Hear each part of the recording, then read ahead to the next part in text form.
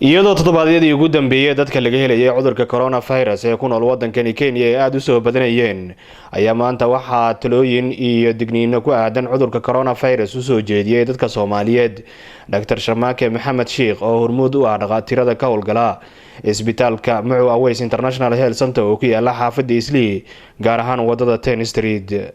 السلام عليكم ورحمة الله وبركاته. أنا جوحال دكتور شرماركة أمد الصوماليات وحان أوجو باقيا إن كتحدران عذر كورونا فيروس أو مالمان آدية وفافاي إن شاء الله قعما هلا نقضو social distancing هلا السمايو.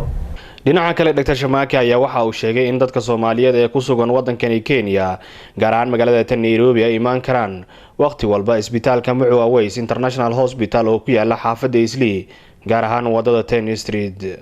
إن شاء الله وحن جعلنا لها إن يقدروا إسبitaalka Macoow Aweys International Hospital 10 Street كيالو إنه فرني هاي أنا جنا دكتور شرماركة اللي ده وان جوجا ومد الصوماليات كسر دوادا.